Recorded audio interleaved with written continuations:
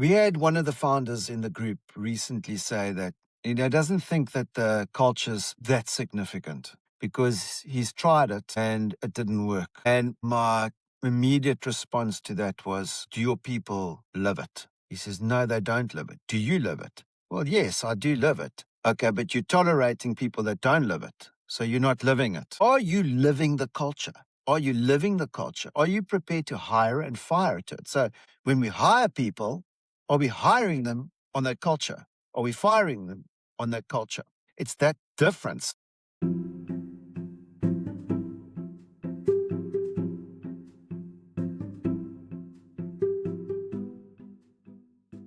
You're listening to The Functional Founder with Themi Sturgianis, a podcast for owner-operators ready to build high-performance teams, handle growth with confidence, and scale without burning out.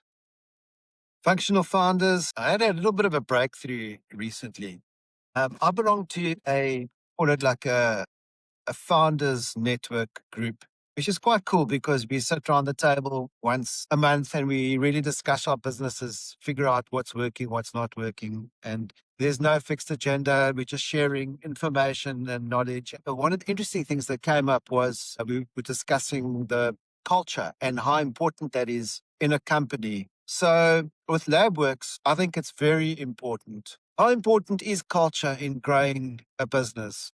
And I think for those founders that are building businesses to work without you, specifically profitably, that's who I'm really speaking to on this podcast. And I believe that it's our duty to get the business to work more without us, because if something happens to us, what happens to the business? What happens to the people? So, I mean, there's lots of definitions. We won't go into definitions of cultures, but let's just, for the simplistic reason, call it a value system. Now, in my view, and this is my experience, is that culture can be built tacitly, which means like it's not on the walls, it's not written anywhere. It's the founder and the way the founder's thinking, or the founders. And that's basically distilled down into the team by means of dominant logic, filtering down. So imagine like a funnel, and then it really gets filtered through this funnel into the rest of the people that are there.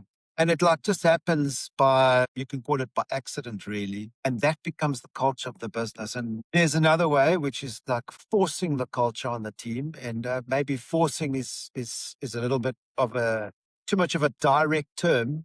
I would say deliberately creating the culture in the business. And I was asked today, because I was asked that someone's struggling to build a culture in their business and they wanted to know how I did it. And for me, I was so frustrated building my business, and I'm still not there. I've had lots of breakthroughs, even today, just thinking about my culture. And I want to share that with you. It's that how to start. Why is it important? I mean, I believe culture is so important that it eats strategy for breakfast. I say that to my team the whole time. Culture eats strategy for breakfast. And I might get pushback from a lot of strategists or consultants or coaches out there, but it's my belief, and it's what's working for me, because I was so frustrated. And for those who have listened to my podcasts from maybe a year ago, I was so frustrated with my company that we weren't building a significant company that's making profit, but not only making profit, that we're building a team that is accountable, that's doing work without us having to basically handhold, is making sure people show up without having to hold people accountable the whole time.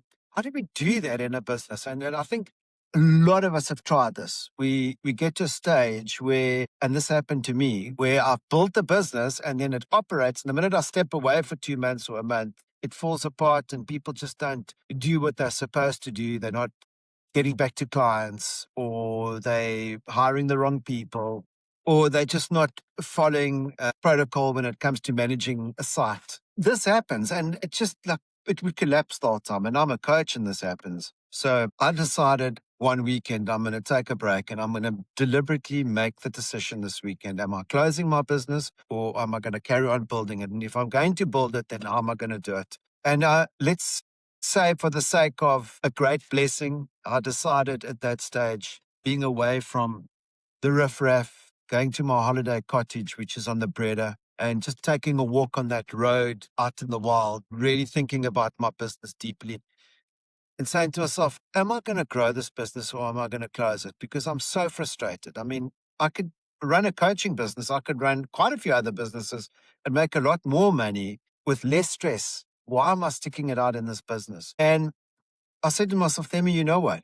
You're copping out. And the reason why I said that is because I know that I haven't built the proper culture in the business. And what would a decent culture look like? And that's when I went feverishly to find out how to build a culture. Because my view is that if you're going to be building a business, you want your people to operate without you. The culture's there as a framework of what the founder believes, those value systems that we stick to. And if we are extracted from the business, can we live those values? Can we make decisions on those values? And it was at that stage that I said to myself, you know what? I'm going to build a vision for my company, where I want to take it, what we want to do.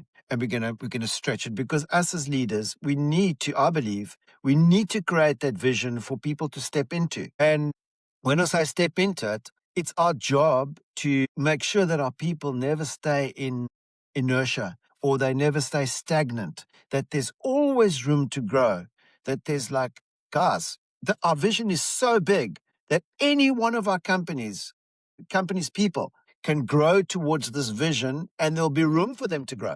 Because how many founders that I've coached in the past, I've realized that they're just living day by day. They've just got a standard vision for their company. Ugh, I know, I just want to keep doors open. I just want to put money on the table. And I mean, that's the kind of people that you're going to attract. You're going to attract those people that want to be stagnant and stay in that inertia kind of zone and not step out of their comfort zone. So I said, you know what? For me to live the culture, I need to step out of my comfort zone. So I've got to live this big goal. And what would that be? And I've read enough on it, like they call it the BHAG, big, hairy, audacious goal. And I guess I just said to myself, I don't have a big, hairy, audacious goal because I'm scared. I need to put it out there. I just need to put it out there. What's possible for this company? And how can I grow this company towards this vision? And the only way that I can grow the company into this vision, once I realized I wanted to take LabWorks to make it a national company, if not international at some stage, is that I need to put it out there. And if I put it out there, I'm holding myself accountable and responsible to make sure that we grow it out there. But then what's going to get us there? And I believe we can have the vision, but if we don't have the culture, the right people that buy into that vision, and they're not living by a code of rules or conduct, if I can call it that, then, we're going to be making terrible decisions along the way. And I'll give you an example. We started hiring on our value systems now. So when we hire people, they have got to understand our value system. And if they don't understand our value system, then they're not welcome to be in the company. So I don't know if we've got it that specific where we're writing tests on it, but they've got to regurgitate in their final interview with us that they have a good grip on our culture and what our values stand for. In fact, it starts becoming a draw card. So I detract from what I'm trying to say is at the Breda, at my river cottage, said I'm going to create this vision and I'm going to put it on paper, and I'm going to print it, and I'm going to hand it out to my team, and I'm going to sit in front of them in a board meeting or breaking away into a conference room somewhere, and I'm going to spell out my vision to my team. This is where I want to take the business. And I felt like something was lacking, and that was the culture. The culture is what really takes the business to the next level. The vision's important, but we need to make decisions on how to get there. So I had to define what those cultures were. And I came up with a set of values that I thought were absolutely critical in taking this company to the next level. And that together, so the vision together with the value system packaged in a glossy booklet, written reasonably well, what was my draft, but reasonably well, binded properly on glossy paper with a thick cover. I'm going to hand every single one of my team members this lab manifesto. I called it the lab manifesto, and that's where the lab manifesto was born. So I got together with my team. I got back from the Breda. I won't go into detail how I did it. I actually had a question today from one of the founders that was in my group.